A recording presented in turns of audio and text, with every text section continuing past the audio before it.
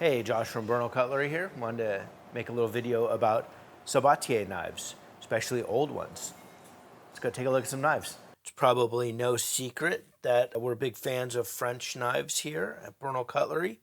Vintage French knives were one of my first entries into knife history, trying to figure out what I had found when I was going and buying old chef's knives and such. It can be a really complicated little rat's nest to step into here.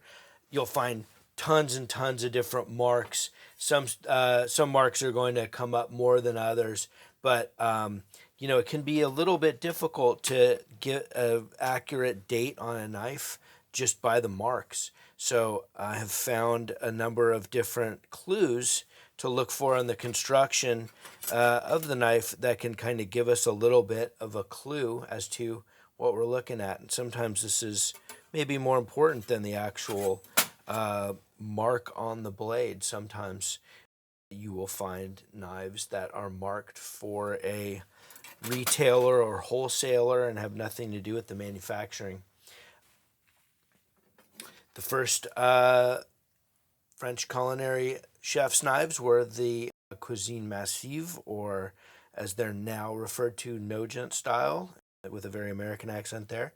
And in Thiers, they hate the term Nogent style because Nogent is a rival knife-making town to Thiers. That's kind of a little bit of a latecomer to the game as far as Thiers is concerned. But this style of knife would have been found in the early 19th century when restaurants were really exploding in Paris after the French Revolution.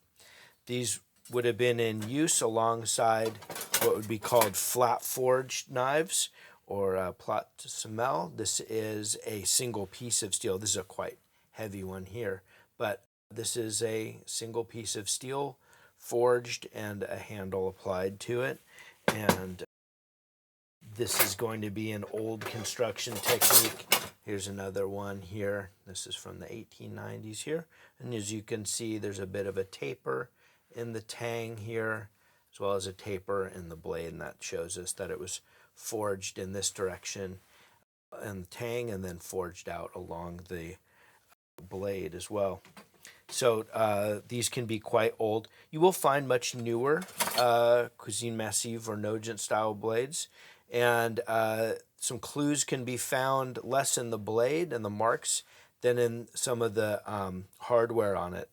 This ferrule here can be a good clue as to what you're looking at. So this is a one-piece aluminum ferrule.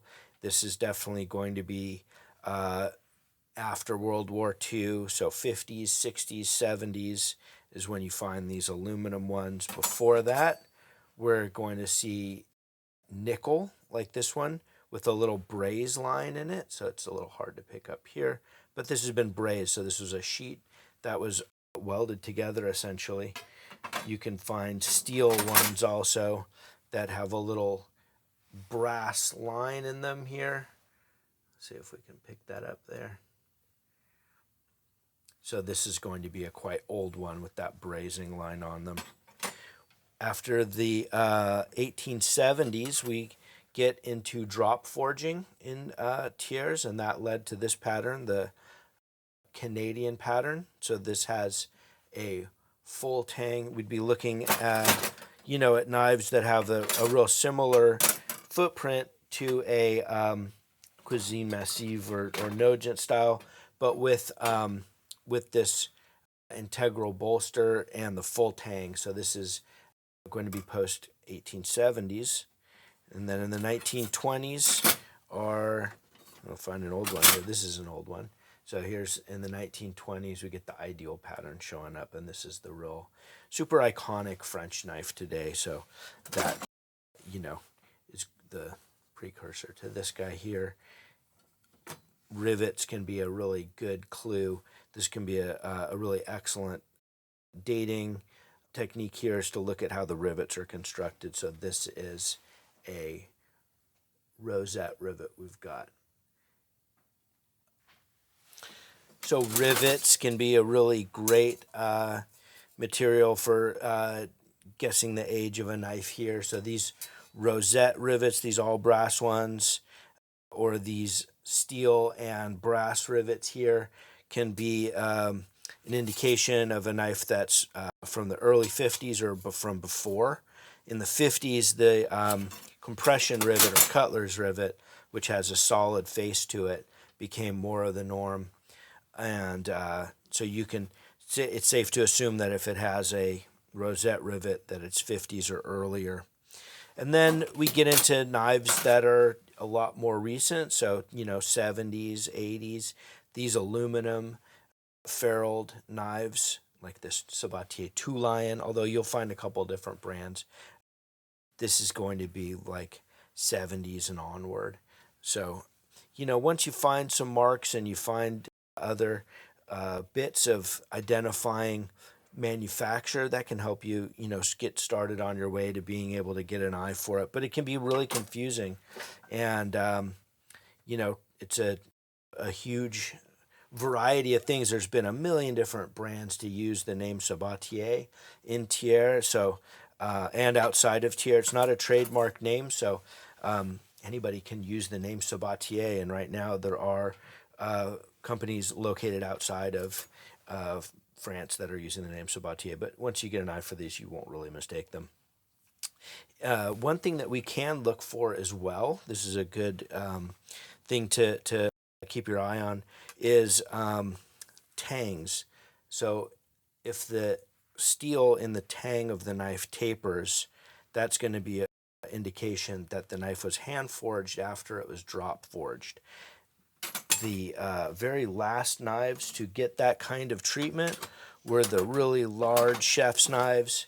So really big 14-inch chef's knives. These were the last ones to be hand forged after being drop forged in the early 90s.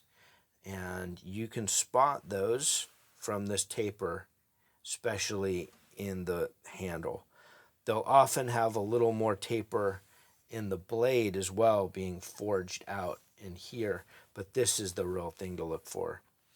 So the very last ones that got a hand forge would be the really large knives, and the first ones that did not get it, where that step was skipped, would be the smaller knives.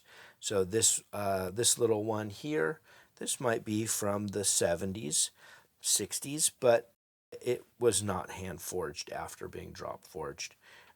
So sometimes that can help you on your way as well. But lots of fun for me, always, finding out more about these. Sometimes when you get the really weird marks, this guy's great. Chef running with the knife. There's a million different brands that have existed in Thiers, although there'll be certain ones that you'll find a lot more than others. And, sometimes you can find some of the old packaging as well. That's always cool, too. But anyways, I hope you have fun on your knife hunt. And keep an eye out for some of these on our website.